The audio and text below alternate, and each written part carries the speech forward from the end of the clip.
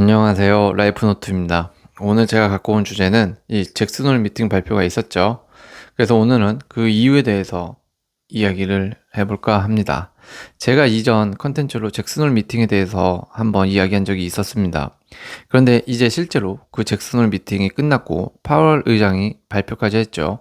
이번 발표는 파월 의장의 마지막 잭슨홀 미팅 참여를 하는 점에서 더 귀추가 주목된다고 말씀드렸었습니다. 먼저 다시 한번 잭슨홀 미팅이 갖는 의미를 잘 모르시는 분들이 있을 수 있어서 간단히 한번 되짚어보고 넘어가겠습니다. 매년 미국 와이오밍의 잭슨홀에서 개최되는 잭슨홀 경제정책 심포지엄은 연방준비은행 주최하고요. 중앙은행 인사, 경제학자, 정책 입안자들이 모여서 글로벌 경제 이슈를 논의하는 중요한 자리입니다. 올해 2025년은 변화하는 노동시장, 인구 통계, 생산성, 그리고 거시경제 정책이라는 주제로 8월 21일부터 23일까지 열렸고요. 그 발표가 이제 8월 의장이 한 거라고 보면 됩니다. 그런데 지금 8월 의장이 어제 이에 대한 금리 인하를 시사하는 비둘기파 입장을 발표했죠. 미국 증시의 일체히 2% 상승하는 아주 해피한 결과가 나타났습니다. 어찌됐든 간에 결과는요. 8월 의장의 입에서 나온 몇 마디가 우리의 예금, 적금, 금리부터 아파트 대출이자 심지어 달러 원 환율까지 흔들어놓고 있다라고 해도 과언이 아니라는 겁니다. 그래서 오늘은 이 잭슨홀 미팅 발표가 대체 어떤 의미를 담고 있었고 왜 글로벌 투자자들이 긴장하면서 동시에 환호했는지, 그리고 앞으로 우리 경제에 대한 어떤 파급 효과를 줄지에 대해서 한번 이야기해 보도록 하겠습니다. 파월 의장의 연설 내용의 핵심적인 부분은 여러 가지 분야로 나눠볼 수 있을 것 같아요. 하지만 파월 의장은 먼저 이제는 정책을 전환할 때인 것 같다며 금리를 내리겠다고 발표부터 하고 연설을 시작을 했습니다. 전반적으로 경제 지표들은 안정적이다라고 했지만 모든 상황이 안정적이고 각 분야에 대한 리스크도 같이 이제 설명을 했다고 볼 수 있는데요. 그중 첫 번째가 바로 경제 현황과 리스크 분야일 겁니다. GDP 성장 둔화를 꼽았는데요. 2025년 상반기 미국 GDP 성장률은 1.2%에 불과했습니다. 전년도 같은 기간이 약 2.4%였던 것과 비교하면 절반 수준이죠. 경제가 성장한다는 것은 기업의 매출이 늘고 고용이 확대되고 가게가 소비할 여력이 생긴다는 뜻인데, 이 수치가 둔화하게 되면 기업 실적은 위축되고 가게는 주머니를 닫게 되는 것이죠. 즉, 성장률 둔화라는 말은 단순한 숫자 이야기가 아니라 우리 일상에서 지갑을 여는 힘이 약해지고 있다라는 신호가 될 수 있습니다. 두 번째로 고용시장 정체에 대해서 이야기를 했었죠. 최근 3개월간 미국 고용시장은 월 평균 고용 증가가 3만 5천 명에 그쳤습니다. 불과 1년 전만 해도 매달 16만에서 17만 명씩 일자리가 늘던 것과는 큰 차이가 있는 분명한 숫자 차이입니다. 이런 흐름은 겉으로는 실업률이 낮아 보여도 실제로는 새 일자리가 잘 안 만들어지고 있다라는 뜻입니다. 미국 경제는 소비가 GDP의 약 70%를 차지하는데 소비의 원천은 임금과 고용이죠. 고용이 둔화된다는 건 소비 둔화로 이어지고, 이는 기업 매출 감소로 이어지고 다시 투자 축소로 이어지는 악순환이 발생할 수 있다라는 경고 등입니다. 세 번째로는 당년 인플레이션 부분을 꼬집었습니다. 인플레이션의 불확실성을 여전히 이야기하고 있는 것이죠. 물가 상승률이 여전히 2.9%였습니다. 목표치 2%보다 조금 높죠. 특히 트럼프 행정부의 관세 확대 조치가 불을 지피고 있는 상황이죠. 관세는 수입품 가격을 올리고, 이는 곧 생활물가 부담으로 직결되는 문제입니다. 즉, 한쪽에서는 경기 둔화가, 다른 한쪽에서는 물가 압력이 동시에 존재하는 전형적인 스태그플레이션 위험 구조가 드러나고 있다는 겁니다. 따라서 잭슨홀 미팅 후 파월 의장은 전반적으로 지표가 안정적이고 정책 변환을 해야 한다고 말은 하고 있지만, 그래도 여전히 아직도 해결해야 할 리스크는 많이 남아있다는 것을 시사했습니다. 그것이 바로 경기 둔화, 선장률 하락을 의미하고요. 고용 부진, 신규 일자리가 부족하다고 강조를 합니다.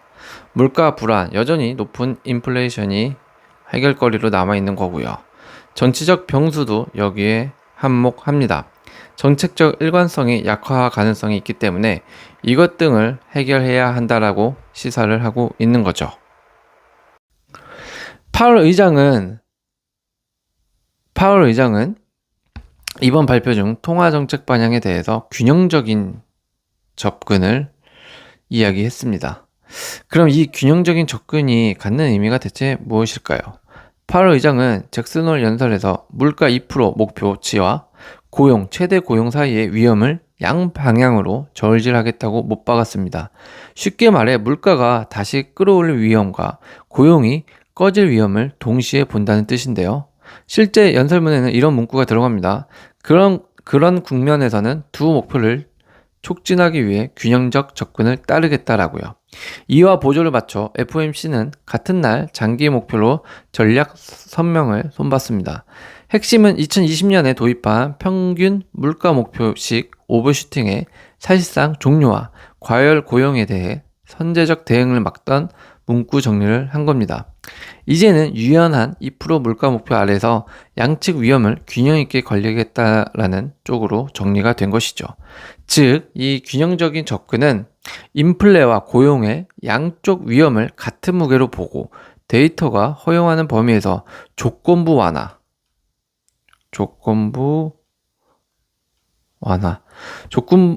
완화를 시사하되 2020년씩 물가 용인 전략은 적겠다는 뜻인 거죠. 그래서 단기적으로는 이 온건 완화를 기대하게 되고요. 중장기적으로는 인플레 제저맛이 브레이크를 걸겠다라는 뜻입니다. 이 양손 전략이 이번 잭슨홀 발표의 핵심 요지가 될 수 있을 것 같아요. 파월 의장의 연서 중에는 주요 정책들에 대한 개정 내용도 담겨 있었습니다. 그 중에 하나가 바로 평균 물가 목표를 폐지한다라는 건데요. 2020년 팬데믹 당시 연준은 이 평균 물가 목표, 평균적으로 2%를 물가를 맞추겠다라는 전략을 도입했었습니다.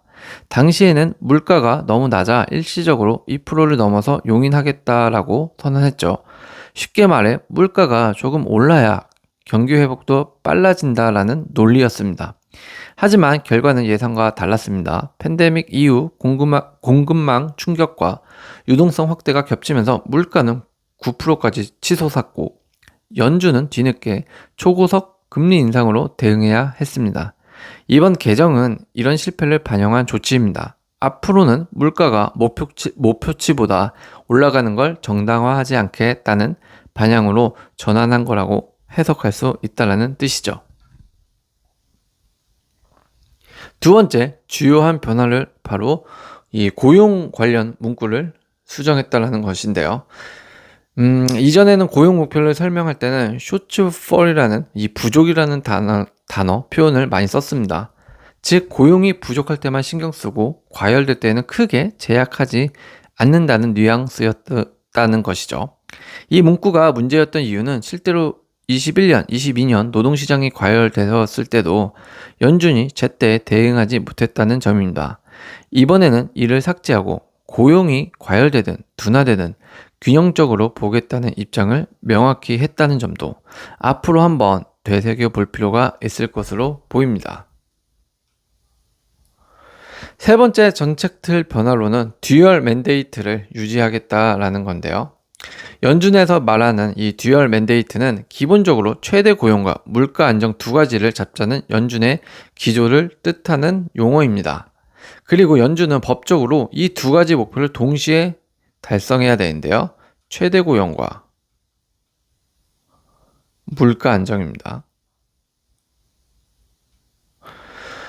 최대 고용 같은 경우는 가능한 많은 사람이 일자리를 가질 수 있도록 고용을 안정적으로 유지하는 것, 실업률을 지나치게 낮추거나 높이지 않고 지속 가능한 수준에서 유지하는 게 목표인 것이죠. 물가 안정 같은 경우에는 물가 상승률, 인플레이션을 연준이 정한 목표치, 보통 2%죠. 이 근처에서 유지하는 것이고, 물가가 너무 오르면 생활비 부담, 금리 급등, 너무 떨어지면 디플레이션, 이런 게 생기니까 경기 침체 위험 확률이 증가하게 되는 겁니다. 그럼 왜 그럼 듀얼이 중요할까라는 거예요. 이 두 개가. 다른 나라 중앙은행은 주로 물가 안정 하나만을 목표로 하는 경우가 많습니다. 예를 들어 유럽 중앙은행 같은 경우가 그렇죠. 그런데 미국은 고용도 똑같이 중요한 목표로 법에 박아놨기 때문에 연준의 정책은 항상 고용과 물가라는 두 저울을 동시에 고려해야 하는 것이죠. 따라서 이번 개정은 그동안 물가보다 고용을 더 중시하는 듯했던 이런 기조를 좀 바로잡고 두 축을 균형적으로 다루겠다라는 선언이라고 해석하면 될 것 같아 보입니다. 그리고 당연히 미국은 세계 경제를 흔드는 나라이고 여기서 나오는 발언 하나하나는 경제 분야에 영향을 안 끼칠 수가 없겠죠. 그렇다면 이번 8월 의장의 연설은 경제 분야에 어떤 영향을 끼치게 될까요? 이 끼칠 시장의 전망으로는 크게 세 가지 분류로 나뉘어질 것 같은데요. 첫 번째는 주식시장, 두 번째로는 채권시장, 세 번째로는 이 달러 시장일 텐데요. 이 첫 번째 미국 주식시장은 긍정적인 부분이라고 하면 금리가 민감한 이런 업종, 주택, 금융의 일부, 내수 소비 등과 같은 이런 업종과 소형주에는 좀 유리하겠죠. 그리고 AI 대형주도 이런 금리 할인율 하락에 수혜를 받게 될 겁니다. 다만 주의를 좀 해야 한다면 금리 인하는 경기 둔화의 증상이기도 하다라는 겁니다. 실적 고용 데이터가 더 약해지면 랠리의 이런 질이 조금 나빠질 수 있으니 이 부분은 주식시장 전망에 대해서는 조금 주의를 해야겠죠. 두 번째로 이 채권 부분 시장의 전망이라고 한다면 첫 번째로는 이 단기물 2년짜리가 있을 수가 있는데 단기물 같은 경우 금리 인하 기대에 가장 민감하게 반응이 됩니다. 이는 추가 하락 여지가 있을 수가 있다는 거죠. 다만 인플레 문제라든지 관세 쇼크가 재점화될 경우 반등 리스크도 존재하게 됩니다. 10년짜리 이상의 이런 준장기물 같은 경우에는 정책 신뢰 회복이 중요하고 이는 재정의 공급 변수 간 줄달리기가 될 겁니다. 듀레이션 분할 접근 방식은 조금 유효하다라고도 해석될 것 같은데요. 이 모르시는 분들을 위해서 잠시 설명을 드린다면 이 듀레이션 분할 접근이란 쉽게 말해서 채권 투자에서 중기물을 이렇게 중심으로 코어로 깔고 단기에서 장기물을 사다리처럼 이렇게 분산 배치해서 금리 사이클 변동에 대응하는 전략을 뜻합니다. 그러니까 이런 방법으로 준장기물 같은 경우에는 접근해도 괜찮다 이렇게 해석해도 될 것 같습니다. 세 번째로는 이 달러 원화에 비치는 전망인데요. 단기적으로는 좀 달러 약세 압력을 받을 것 같고요. 원화 강세 가능성, 한국 증시에는 우호적으로 좀 보여집니다. 단 미국의 이런 물가가 재가열되고 정책 불확실성이 좀 커지면 달러 리바운드 리스크도 올라가게 될 겁니다. 여기서 말하는 달러 리바운드는 달러 가치가 하락하다가 다시 반등한다라는 것을 의미합니다. 올해 잭슨홀 미팅에서 파월 의장이 남긴 메시지는 단순한 한두 마디가 아니었습니다. 굉장히 이것저것 많이 오고 갔습니다. 그의 발언은 금리와 환율, 주식과 채권, 그리고 우리의 대출 금리와 생활 물가까지 직접적, 간접적으로 이어집니다. 단기적으로는 시장이 환호했지만 그 이면에는 여전히 경기 둔화와 물가 불안이라는 두 가지 숙제가 놓여 있죠. 연준이 말하는 균형은 사실상 줄 위에서 아슬아슬하게 걷는 행위와도 같습니다. 결국 중요한 건 우리 스스로의 선택입니다. 경제 뉴스에 휩쓸리기보다 변화하는 흐름 속에서 내 자산을 어떻게 지킬지, 어떤 기회를 잡을지 고민해봐야 합니다. 여러분은 이번 8월 의장의 메시지 속에서 어떤 신호를 읽으셨나요? 앞으로 다가올 9월, 연준의 결정을 함께 지켜보며 우리의 대응 전략을 지금은 점검해 볼 때라고 생각합니다. 투자보다는 나의 대응 전략을 먼저 생각해보고 점검해 보시길 바랍니다. 우리들의 돈은 소중하니까요. 오늘도 시청해 주셔서 감사합니다.